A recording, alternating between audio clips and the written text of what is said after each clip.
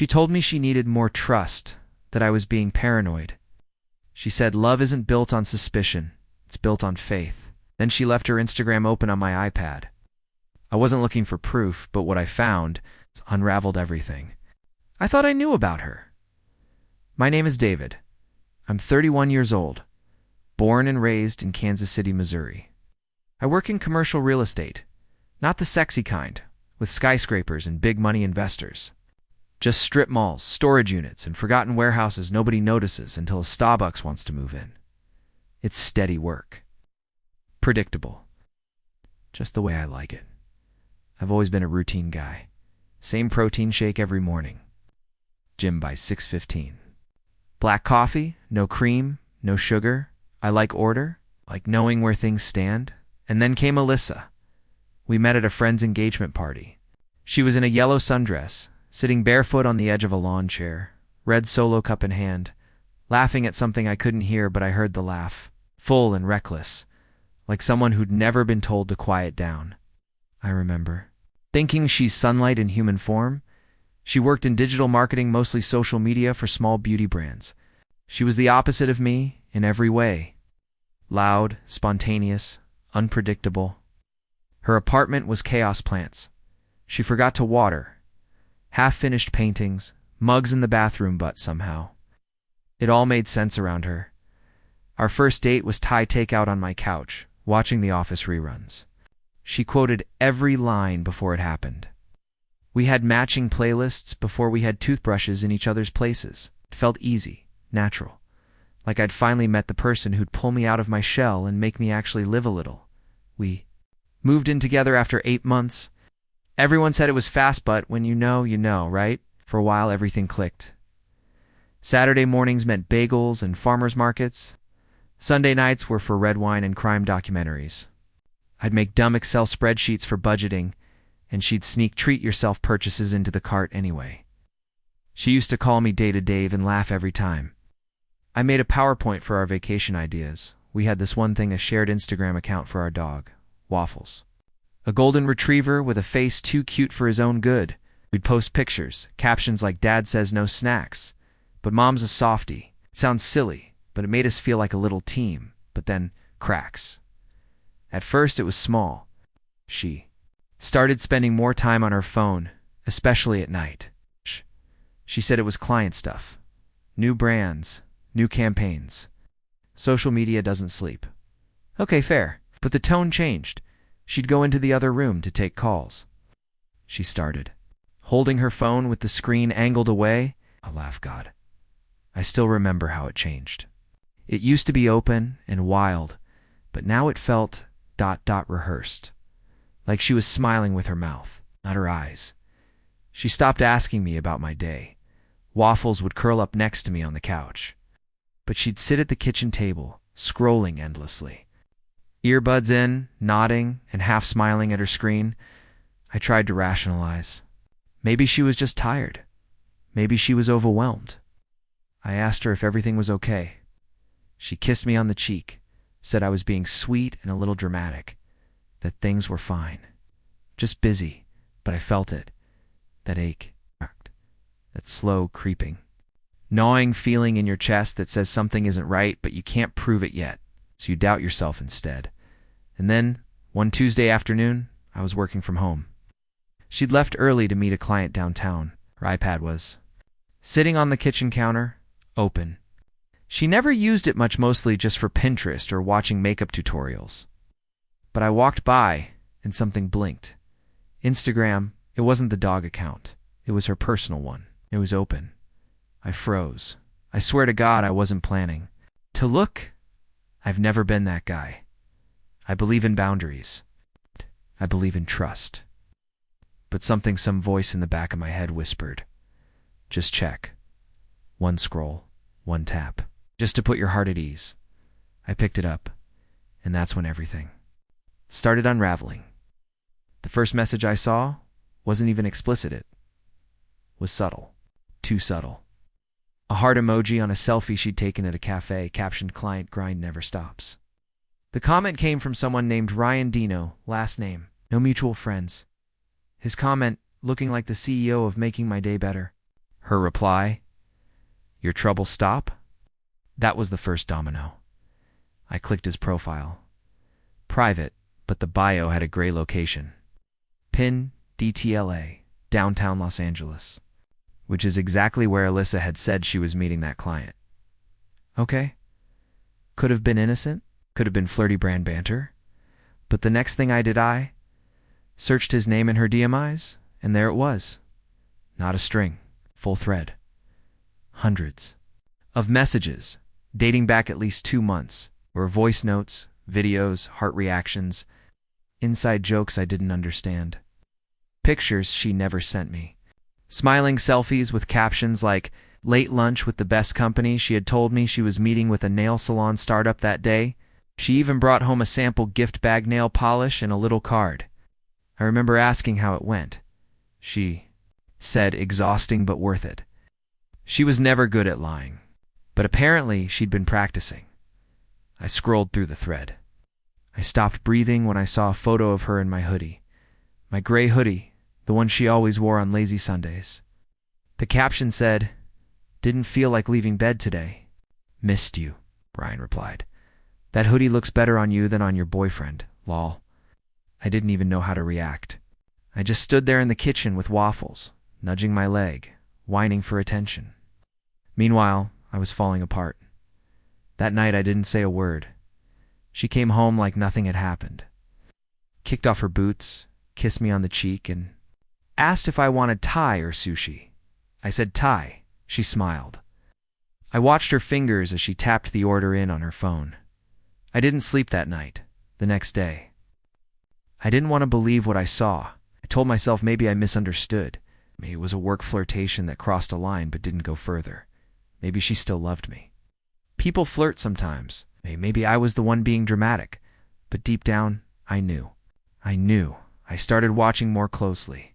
She stopped leaving her phone around, started charging it in the bathroom. She never did that before. She turned off previews on her lock screen. She put a new passcode on her iPad. I never confronted her. Instead, I started paying attention. One night, she told me she was headed to a late meeting with a potential vegan cosmetics brand. She got dressed up, high-waisted jeans, cropped cardigan, red lipstick. Too much for a meeting, so I checked her location. She had shared it with me months ago when she got lost hiking. It said she was at a rooftop bar downtown.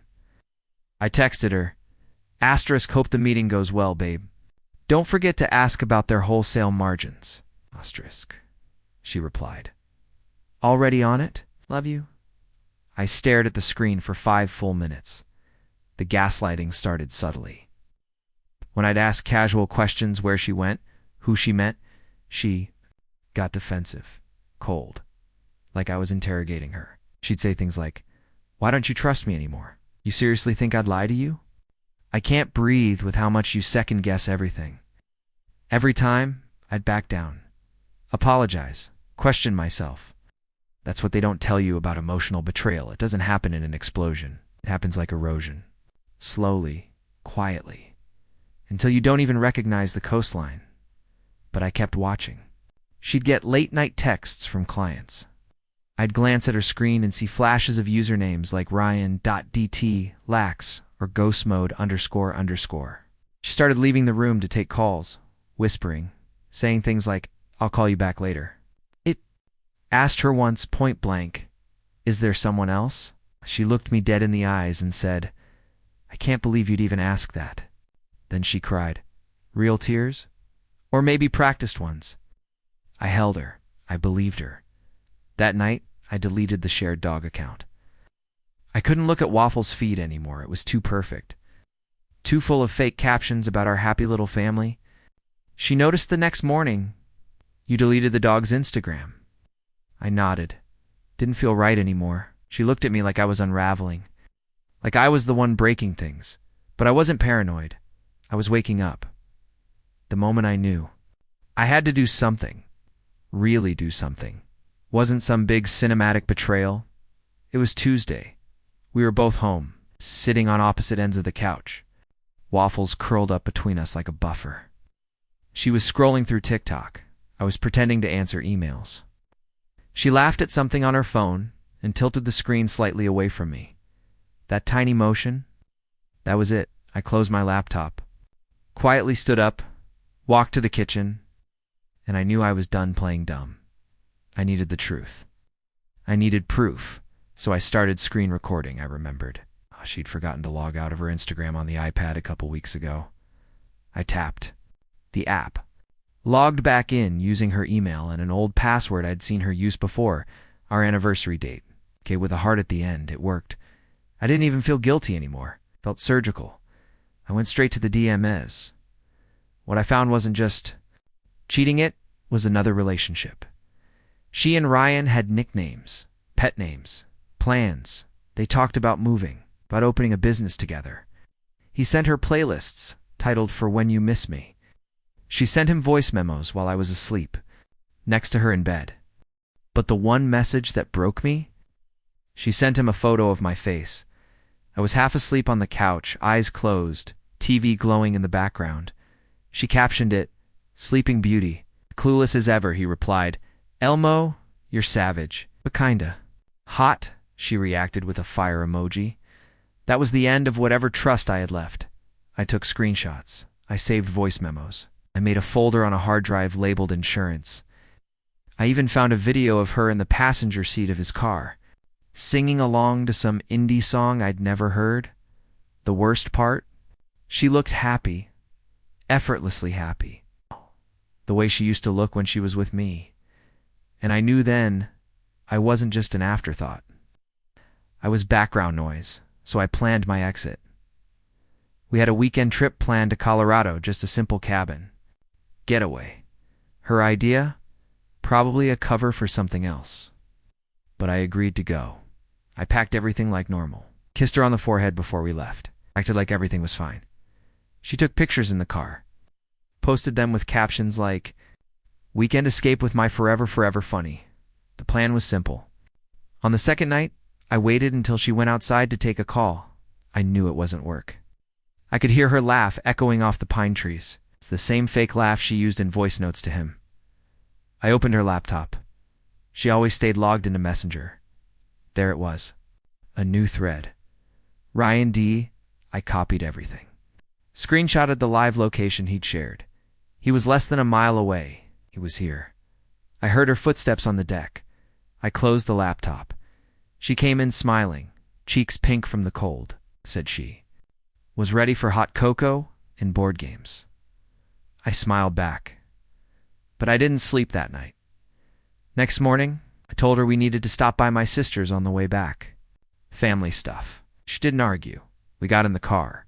She was humming, playing with the zipper of her jacket, completely unaware. Halfway down the highway, I handed her my phone. On the screen was the entire folder. Screenshots, messages, the photo. Of me sleeping. She stared at it, blinked, then said, Where did you get this? Not I'm sorry. Not it's not what it looks like. Just that. I said calmly, Get out of the car. You can call Ryan. He's only a few miles away. You're serious? Dead serious. She laughed, like I was the one being absurd, like I was causing drama. You're not actually kicking me out on the side of the road. You're right, I said. There's a gas station in 2 miles. You can get out there. We didn't speak the rest of the drive. At the station, she sat there frozen. I didn't yell. I didn't cry. Just pulled into the lot, put the car in park and said, This is your stop. She opened the door, and before stepping out, she looked at me and said, You'll regret this. I just stared ahead and said, I already do. Then I drove off, and for the first time in months, felt something real. Not heartbreak, not rage, just relief. I didn't drive straight home after I dropped her off at the gas station. I pulled into an empty overlook on the way back somewhere, high above the highway, where you could see the traffic crawling like ants in the distance. I sat there for hours, just me and Waffles, curled up in the passenger seat, his nose resting on my leg like he knew. I didn't cry. I didn't even feel angry, just empty. When I finally walked into the apartment, it felt like someone else's. Place her shoes still by the door. A half-burned candle on the kitchen island. A A coffee mug with lipstick stains still in the sink. I walked past all of it, straight to the closet. I didn't go nuclear. I didn't rip up her clothes or set anything on fire. I just grabbed every last thing she owned. Books, makeup, bags, throw pillows. She insisted we absolutely needed for the couch. I boxed it up and set it by the door. Then I texted her, "Your stuff is in the front hallway. You have 48 hours. No reply. I spent the rest of that night cleaning. Not just wiping counters, but cleansing. Stripping the place of her fingerprints. New sheets. Threw out the scented candles. Changed the Netflix profile name from Babe to Guest. It was like removing a virus from a system I didn't know was infected. The next day, I went to work like nothing happened. My coworkers asked about the cabin trip. I smiled and said, "Beautiful views. Life-changing, really." No one asked for details, but that's when the messages started. First silence. Then 12 missed calls. Then a text, "You didn't have to humiliate me." Then another, "Can we talk, please?" I didn't respond. A few days later, she showed up at the apartment. I knew she would. She always thought she could talk her way out of anything. She stood at the door in a hoodie, makeup smudged, holding a reusable grocery bag full of God knows. "What? I just want to talk," she said. "I don't." She looked down at Waffles, who didn't wag his tail. He just sat there, silent. "I messed up," she said. "But you didn't even give me a chance to explain." I laughed. "Explain what?" "That you were building a new life with someone else, while sleeping next to me every night. That you sent him pictures of me like I was some joke." She didn't answer. Instead, she said, "It didn't mean what you think it meant." That phrase. That stupid, tired phrase. I closed the door. Later that night, she posted a black and white photo of a wine glass on her story with the caption, "Some people don't know what they lost until it's gone." I didn't reply. I unfollowed her. Blocked her number. Blocked Ryan's too, just in case. But the fallout kept coming. Mutual friends started choosing sides. Her best friend texted me, asking why I'd air her dirty laundry and ruin her professionally by sending the screenshots to her business account. I hadn't. But the truth has a way of leaking when it's that loud. Turns out Ryan wasn't. Some harmless flirt. He was married. And his wife found the messages too. Didn't have to say a word. Karma did the talking for me. A week later, I saw Alyssa's freelance profile had gone dark. Clients started ghosting her. I'm not proud of it, but I felt a little satisfaction, not revenge, just balance. As for me, I started therapy, 3 sessions. I told the therapist everything. How I'd questioned my instincts. How I'd begged myself to believe the best. How I'd felt more humiliated than heartbroken. She nodded slowly and said, "You weren't paranoid. You were gaslit." That word stuck with me. Gaslit. Like someone slowly turned down the truth until, I couldn't see straight. And now I'm relearning everything. Rebuilding from the floor up, I changed my Spotify playlists. Stopped listening to our road trip songs. I even took Waffles on a solo weekend trip to that same cabin. It's just me and him this time. He seemed happier. So did I. One random Tuesday, I ran into Ryan at a coffee shop. He didn't recognize me at first, but I did him. He looked drained. Older than he did in the photos. I walked right up to him. "You're Ryan, right?" He looked up, blinked, then nodded slowly. I didn't raise my voice, didn't throw a punch. I just said, "Hope the fire was worth the ashes." Then I walked away. He didn't follow. It's been 9 months. 9 months since that gas station goodbye. Since the silence in the car, since I looked her in the eyes and said, "I already do." I won't lie to you, I didn't just wake up healed one day. It wasn't some big epiphany where I stood in the rain and screamed into the sky and walked away whole. Healing isn't cinematic. It's boring. It's quiet. It's skipping the sad songs on purpose. It's putting her favorite mug in the donation box. It's realizing you haven't checked her profile in 3 weeks, then 4. Then you stop counting. I started journaling. I wrote down every time I doubted myself. Every time I ignored my gut. Every moment I chose peace over confrontation. Thinking that made me mature. But what I've learned is this. Peace built on lies isn't peace. It's just delay. Pause button on pain that eventually hits plate twice as loud. Sometimes I think about the man I was before her. The guy who believed that love meant loyalty by default, who thought checking a phone was a betrayal, but hiding one wasn't. I don't hate her. It surprises people. I don't need to, because now I know who I am without her. And more importantly, who I'll never be again because of her. I'm not perfect, but I'm awake. She got the followers, the stories, the curated image. I got the silence, the hard truths, the clean slate, and turns out that was the better deal. If you enjoyed my story, don't forget to like and subscribe for more real-life stories like this.